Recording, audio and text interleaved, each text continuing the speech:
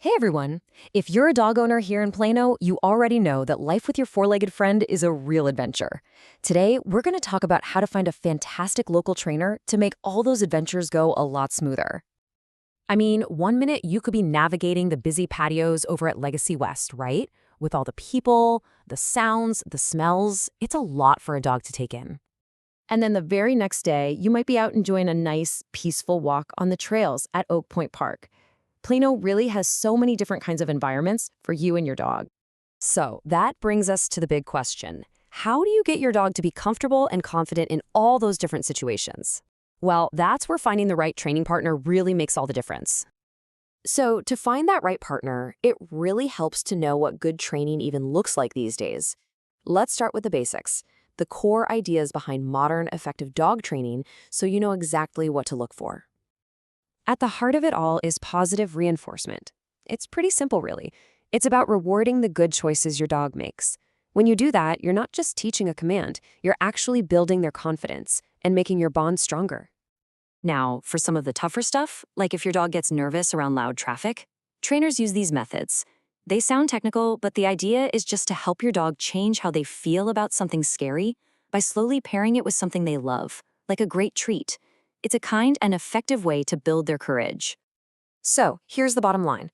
You're looking for a trainer who talks about building a partnership and trust. You want to steer clear of anyone who relies on outdated ideas like dominance or uses tools that are based on fear or intimidation. That stuff can really backfire and damage your relationship with your dog. I know, this slide looks like a bunch of alphabet soup, but these letters are actually pretty meaningful. They tell you that a trainer has invested in their education, passed some tough exams, and is committed to keeping up with modern humane training methods. It shows a certain level of professionalism. Okay, so now let's get down to the practical side of things. We're going to look at the different kinds of training you can find right here in Plano and figure out what might fit your goals and, your budget. And the great news is you've got a lot of options. Group classes are awesome for learning basic manners and getting your dog around other dogs. But if you have a specific issue you want to work on, private lessons might be the way to go. There's really something for every situation. And of course, there is the question of cost. It's a big factor for just about everyone. So let's take a look at what you can generally expect to invest for training here in the Plano area. This chart gives you a pretty good ballpark. As you can see, a group class that runs for a few weeks is a really good value. Something more intensive like a board and train program is a much bigger investment for more serious training needs. This should help you get a sense of where to start. All right, this might be the most important part of the whole process. Once you've found a trainer or two that you're interested in, having the right questions ready to go is how you find the perfect match. Think of this as your personal checklist for that first call or meeting. You're just looking for answers that line up with what we've been talking about. Positive methods, a plan tailored to your dog, and a focus on real-world situations. A good trainer will be happy to answer all of these. They'll welcome them. So you've hired a trainer and you're learning all these new skills. What's next? Well, you have to get out there and practice. And luckily, Plano has some really fantastic spots to do just that. A place like Jack Carter Dog Park is perfect for working on that come command.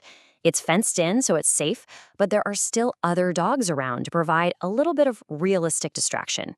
It's a great place to test out those skills. And if you want to work on walking nicely on a leash, the trails over at Oak Point Park are ideal. You're going to see bikers, joggers, and other people with dogs, which gives you tons of chances to practice keeping your dog's focus on you. And hey, training isn't just for the park. If you live in an apartment or a condo, a good trainer gets that. They can help you with things like teaching your dog to be polite in the elevator or how to stay calm when they hear the dart train go by. So, if we put it all together, the path forward is pretty straightforward. You start by knowing what good modern training looks like. Then you find a format and a professional that works for you. You ask good questions, and then you get out there and practice all around our city. Because really, this is about more than just teaching commands. It's about building a language between you and your dog, a partnership that lets you enjoy every part of the city together. I hope you and your dog have a wonderful time putting these new skills to use, whether you're grabbing a coffee downtown or just enjoying a quiet afternoon in the park.